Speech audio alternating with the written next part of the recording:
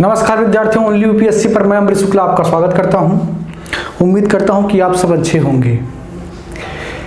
मैं कभी कभी कविताएं भी लिखता हूं और मुझे पसंद है लिखना। तो इस बार जब यूपीएससी का रिजल्ट आया तो मैंने देखा कि हिंदी माध्यम वालों का रिजल्ट बहुत ख़राब है। तो यूँ ही मैंने लिख दिया कि बहुत मुश्किल है तुमसे दिल लगाए रखना, बहुत मुश्किल है तुमसे दिल लगाए रखना, तेरी बेरुखी पर भी तुमसे उम्मीद बनाए रखना। क्या सवाल है, क्या जवाब है, क्या वजह है, ये तो अभी सारी बातें नहीं पता हैं। लेकिन जिस तरीके से लगातार हिंदी माध्यम का रिजल्ट घटा है उसमें दोनों की भूमिका है। एक तरफ विद्यार्थी के स्ट्रेटजी में हो सकता है कोई कमी हो जो यूपीएससी की तैयारी कर रहा हो, और दूसरा पक्ष ये भी है कि यूपीएससी को भी नए सिरे से इस पर विचार करना होगा। आज की इस करंट अफेयर्स की क्लास में मैं आपका स्वागत करता हूं। आज फिर से हम एक नए मुद्दे के साथ आए हैं और आपसे बात करेंगे जो कि पीटी के लिए जो 4 अक्टूबर को होने वाली है उसके लिए महत्वपूर्ण है। ये रिजल्ट को लेकर के मैंने इसलिए बात की क्योंकि ये इल्हाम होना चाहिए कि क्या स्थिति है, रेशियो, सक्सेस रेशियो क्या है, ये सारी चीज़ें जानना चाहिए। देखिए, यूपीएससी कोई एक सरकारी नौकरी मात्र नहीं है। कई बार ये एक नशा के तरीके से सर चढ़कर बोलती है, ठीक है। तो इसको मैनेज करना ताकि ये पूरे भारत का प्रतिनिधित्व कर सके, हर भाषा के लोग आएँ, हर हर तबके के लोग आएँ, चाहे वो आर्ट के हों या साइंस के हों, तभी एक अच्छे समाज को सुचारू रूप से चलाया जा सकेगा, ठीक है। तो इसके लिए जो हिंदी माध्यम के विद्यार्थी हैं वो तो अपनी स्ट्रेटजी को और मजबूत करें, अपनी धार और तेज करें, अपनी तलवार को तेज धार करें उसकी। साथ ही साथ यूपीएससी की भी कहीं ना कहीं जिम्मेदारी बनती है कि वो इस बात का आकलन करे कि अगर किसी भाषा का रिजल्ट गिर रहा है, लगातार गिर रहा है, तो उसके पीछे वजह क्या है। चलिए फिर हम अपनी पढ़ाई शुरू करते हैं। और आज का जो हमारा टॉपिक है वो है HDI, ठीक है। HDI, ह्यूमन डेवलपमेंट इंडेक्स, ठीक है। तो HDI अक्सर जो है सवाल यहाँ से बन जाते हैं क्योंकि एक ऐसा इंडेक्स है जो किसी भी देश के विकास को दिखाता है, किसी भी देश के विकास को प्रकट करने का एक अच्छा संकेतक माना जाता है, ह्यूमन डेवलपमेंट इंडेक्स, ठीक है। तो इससे सवाल पूछे जाने की संभावना बहुत ज़्यादा रहती है। इसलिए किसी भी ईयर में पीटी की तैयारी करने से पहले HDI को पढ़ना बहुत ज़रूरी होता है। बहुत सारे लोग इससे परिचित होंगे जो ये जानते होंगे कि HDI रैंक इंडिया की लगभग में कितने से कितने के बीच में रहती है, या ये जानते होंगे कि HDI रैंक जारी कौन करता है, या ये भी जानते होंगे कि HDI रैंक जारी करने के लिए किन किन बातों को ध्यान में रखा जाता है।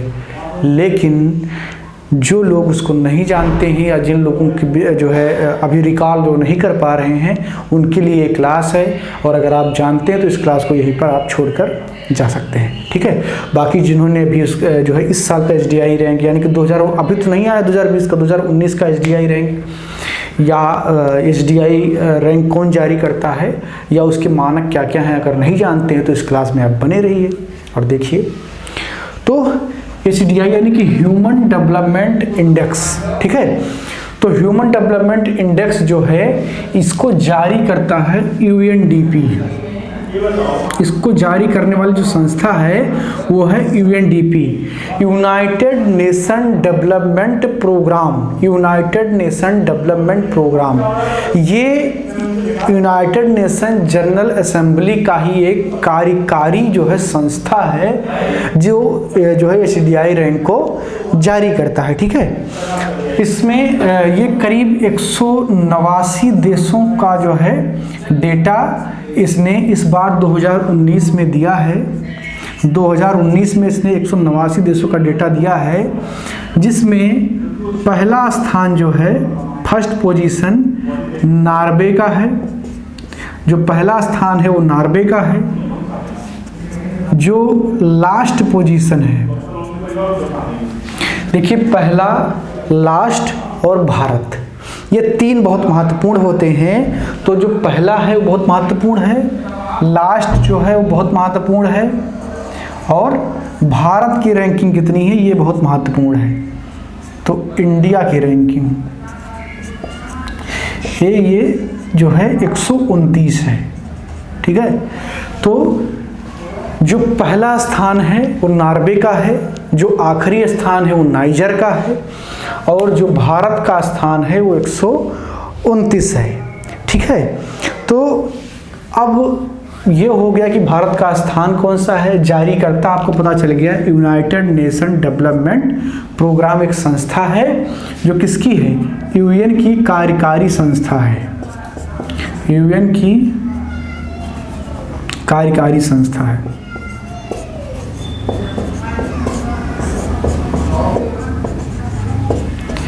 यूएन की एक कार्यकारी संस्था यूएनडीपी। इसका जो मुख्यालय है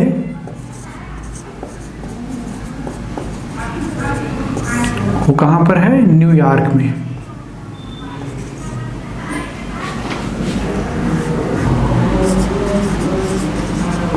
न्यूयॉर्क जो है ये मुख्यालय है यूएनडीपी का, ठीक है। यूनाइटेड नेशन डेवलपमेंट प्रोग्राम का मुख्यालय कहाँ पर है, न्यूयॉर्क में है।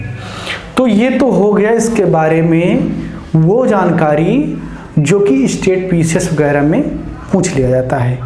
अब इससे थोड़ा और जो है डीप में चल करके बात कर लेते हैं ताकि इससे संबंधित कोई भी सवाल आपसे गलत ना हो, ठीक है। तो अब बात कर लेंगे कि इसके मानक क्या क्या है, किस आधार पर तय किया जाता है कि किसी देश का ह्यूमन डेवलपमेंट इंडेक्स कितना होगा, यानी कि वहाँ पर जो लोग रह रहे हैं उनके विकास का जो एक मापक है, जो एक मानदंड है, वो किन किन आधारों पर तय होता है, उन आधारों की भी हम चर्चा कर लेते हैं, ठीक है। तो इसको उम्मीद है कि आपने नोट कर लिया होगा, इसको मैं मिटा दे रहा हूँ, ठीक है। तो यूएनडीपी का जो ये रैंकिंग है, यानी कि जो एसडीआई है, ह्यूमन डेवलपमेंट इंडेक्स, ये किन किन संकेतकों पर जो है अपना रैंक जारी करता है, यानी कि किन किन संकेतकों का अध्ययन करने के बाद में जारी करता है, ठीक है। तो वो संकेतक जो हैं कौन कौन से हैं, जो पहला संकेतक है वो है जीवन प्रत्याशा। जीवन प्रत्याशा, तो जीवन प्रत्याशा जो पहला जो संकेतक है जिसके आधार पर एसडीआई तय की जाती है वो है जीवन प्रत्याशा। इसका मतलब क्या होता है, जो पहले से पढ़ रखे होंगे तो समझ गए होंगे, लेकिन जिनको नहीं पता है उनको मैं बता दूं कि जीवन प्रत्याशा का मतलब ये होता है कि लोग जो उस देश में रह रहे हैं उनकी औसत आयु कितनी है, यानी कि एवरेज वो कितना वर्ष जीते हैं, ठीक है। तो ये उनकी जीवन प्रत्याशा है। अब आप कल्पना कीजिए कि मानव विकास सूचकांक है, तो मानव से संबंधित सारे विकास की तो बातचीत होगी, तो वहाँ पर केवल उसके मरने को, उसके जीवन को लेकर के अगर बात कर लेंगे तो क्या जो है डेवलपमेंट जो हम जारी करते हैं इंडेक्स, क्या उसमें पूरी बात समाहित हो पाएगी? मैं कहूँगा हाँ, हो जाएगी। कैसे हो जाएगी? जीवन प्रत्याशा का मतलब कि वो इंसान औसत रूप से कितना जीता है, ठीक है। तो किसी के जीने के पीछे की जो क्रोनोलॉजी है उसमें कौन कौन सी चीज़ें होती हैं। सबसे पहली चीज़ होता है कि हेल्थ सिस्टम कैसा है देश का, ठीक है, हेल्थ सिस्टम कैसा, उसके बाद में वहाँ पर भोजन की स्थिति क्या है, यानी कि भुखमरी तो नहीं है। ये सारी चीज़ें मिल करके तो तय करती हैं कि क्या जो है जीवन कैसा होगा। आर्थिक समृद्धि की क्या स्थिति है, यानी कि लोगों के पास खाने पीने, स्वास्थ्य की सुविधाएं किस प्रकार है, पानी की सुविधा कैसी, एयर कंडीशन कैसा है। तो ये सारी मिल करके क्या करते हैं, स्वास्थ्य की स्थिति को बताते हैं। तो आप इस बात को जो है बहुत आसानी से समझ सकते हैं कि इसमें काफ़ी कुछ कवर हो जाता है जीवन प्रत्याशा में। अगर औसत आयु बढ़ रही है तो इसका मतलब कि ये सारी फैसिलिटीज़ कहीं ना कहीं बेहतर हुई हैं। जो दूसरा है संकेतक वो है आपका शिक्षा, एजुकेशन, ठीक है। जो दूसरा है वो है शिक्षा, एजुकेशन।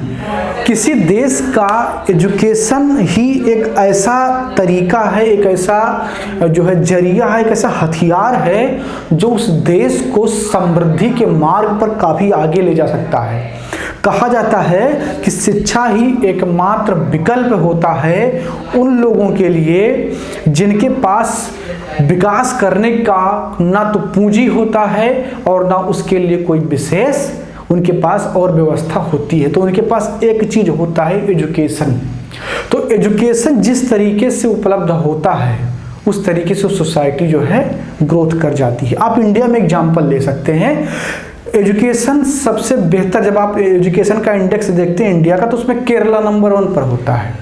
तो आप जब डेवलपमेंट की बात इंडिया में अगर आप कंपेयर करें, आप बिहार को कंपेयर कर लीजिए केरला से, तो आपको फर्क एकदम स्पष्ट समझ में आ जाएगा।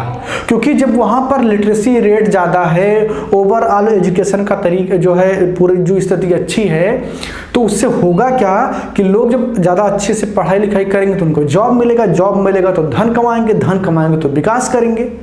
ठीक है, तो आप केरला और बिहार का जब कंपेयर करेंगे तो आपको समझ में आ जाएगा कि शिक्षा किस प्रकार भूमिका निभा सकता है जो है विकास में।